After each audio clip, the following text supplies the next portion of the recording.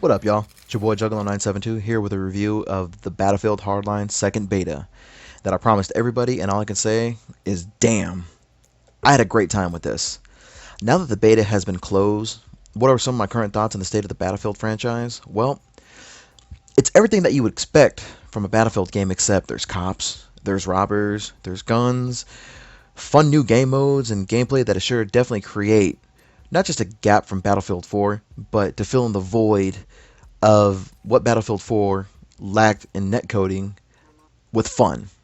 And trust me, it'll be something new all again and even provide more variations of the fun that Visual Games and EA Digital themselves delayed to get right for us, the gamers, to help them out with.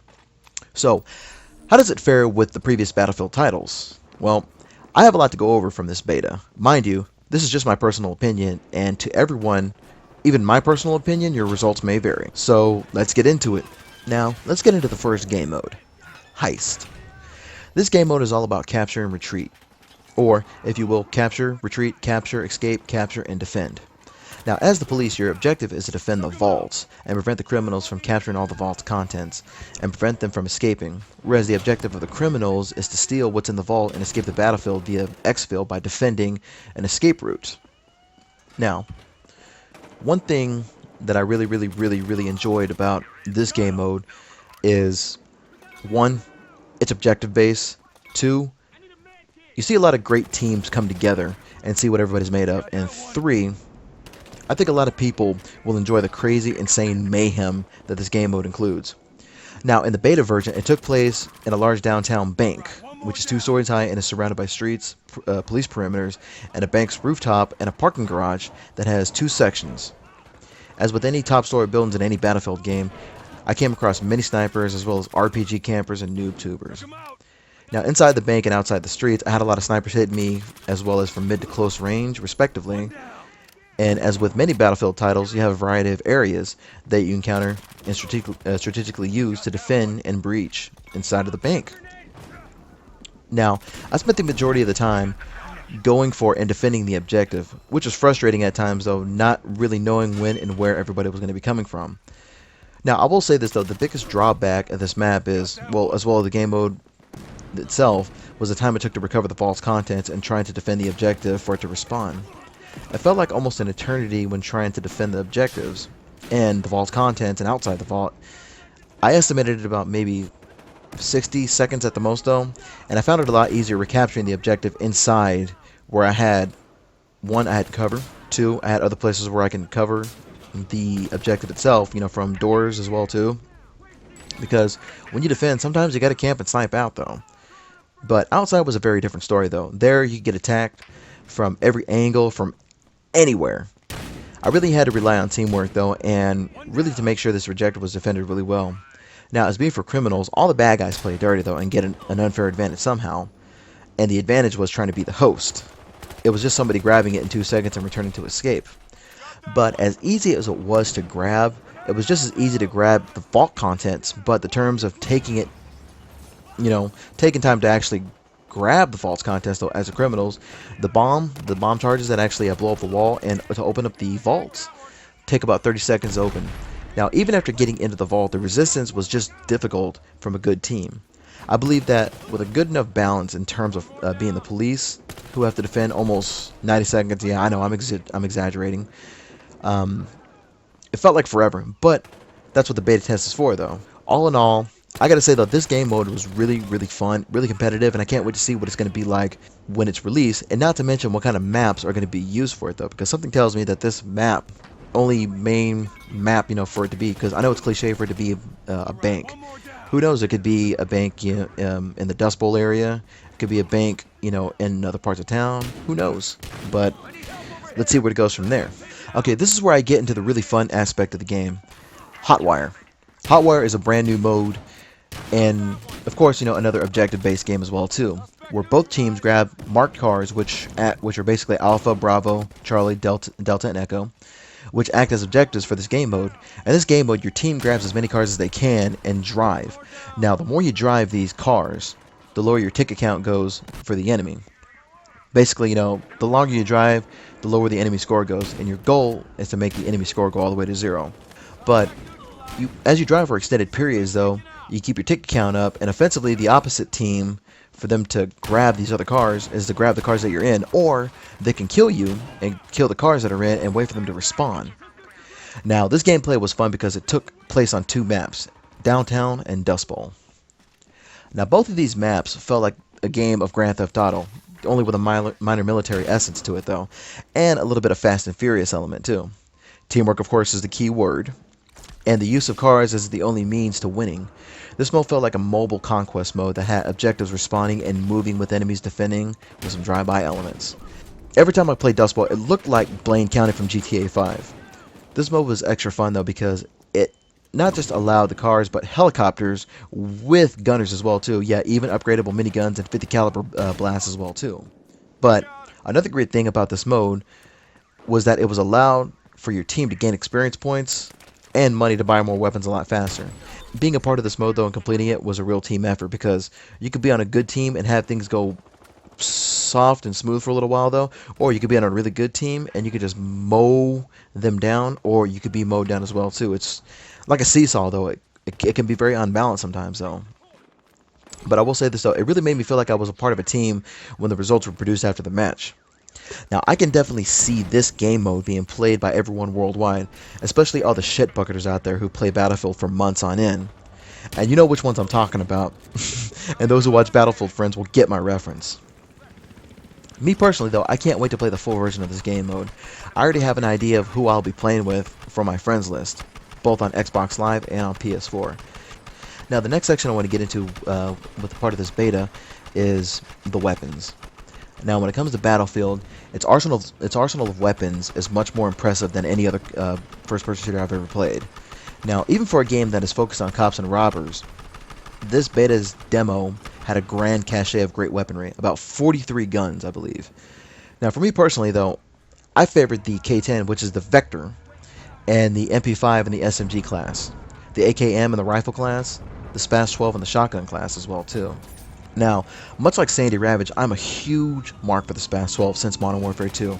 We'll put it this way, the Hardline's incarnation of the SPAS 12 is fully automatic and has a ridiculous range of damage, much like Modern Warfare 2. Now, another shotgun that I used was the Magnum 870, which was a pump-action shotgun, which also had a great amount of range and damage to go with it too. Maybe like 20 feet, maybe even a little bit less than that though, but it felt like you were shooting slugs and sniping people out. Now, there was a lot of one-shot kills and a lot of hipfire ADS as well too. And I will say this though, all this being changed by the time for its official release, I can guarantee you this. A lot of people are going to be probably mad because they're not going to get the same range. Now, I didn't spend a lot of time using the assault rifles in this beta test though. Now, it may be just a controller preference though, but I find myself better with opposite weapons on another console. For instance, I can use the Vector K10 and the MP5 and the Uzi very well on the PS4, as with I can do the same thing on Xbox Live, but I do use the AKM and the M16 very well on Xbox Live, and hence in this case the Xbox One. Thankfully, most of the rifles and SMGs on this beta had semi-auto and 3-round burst, which complements Battlefield's vast customization. Now, sniper rifles are powerful, just like they should be. It even retains the use of distance, from 200 meters to 1,000 meters. You may not get a one-shot kill most of the time, though, but like I said, though, it is Battlefield. You actually have to use strategy. What can I say about it? I didn't have much trouble using them, though, but even for the lag and the hit detection was only about half a second on Xbox One and PS4. Now, another great concept that I thought was weird even for a Battlefield game was the introduction of money. Now, money is used to buy new weapons that become unlocked, but when the weapons come unlocked, including the attachments and the tier weapons as well too, you get vouchers. The vouchers become available, the weapons become purchasable. Now, all in all, this feature has been included in other first-person shooters, most notably in my memory, Call of Duty Black Ops with the COD point system. Now, I can definitely see this really defining how Battlefield veterans will learn how to play and learn new ways on how they will progress and play as well too. Okay, now let's get into the randomness of what was on this beta. There was a lot of random things that I noticed in the middle of this beta test, and now let's make a list of what I saw and heard too. Okay, now the first thing that I came across though was the music. This was fresh though, and the car radios and the cop cars, and the bank map even had radios as well too, playing random rap, hip hop, and rock music. Hell, I even heard some Cypress Hill while I was playing my very first game. It was the very first match I ever played on Heist. I heard Sendog rapping. I couldn't tell which track it was though because of all the battle shit was going on too. But I guarantee you though, I thought it was one of the freshest things too. And what's even fresh about it though, it doesn't get any more gangster than doing a drive-by with some hip-hop music and some gangster rap playing in the background. What can I say though? That inner gangster, that everybody wishes that they were, plays off on Battlefield. Now the next part that I want to get into is the Levolution. Now one map in particular downtown had one Levolution that I had witnessed. It was a yellow crane in the construction area in the middle of the map. It was huge though because I was really big on Battlefield 4's Levolutions. Even on the classic Battlefield maps from Battlefield 3 that were re-released, Caspian Border included, and Operation Firestorm, that had Levolutions as well. What I thought was really cool about Downtown's Revolution was the Cradle's use of making it into a bridge of sorts. And whenever you're playing hotwired, you can actually sit down, snipe, have a couple of noob tubes, and blast them as they come by for you too.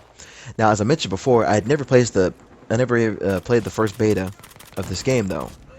Now, I don't know if there were any other Levolutions, but my question to you is, did anybody else witness any more Levolutions? Comment on the section below, let me know. Now, every beta has bugs. Now, I never personally saw too many bugs while I was playing though, but I did see my chopper gunner turn and point to me and shoot frontwards as it was pointing backwards. I shot somebody with my shotgun, and he bounced on the ground and bounced all the way up to the sky. Never seen that before though, but it was pretty funny.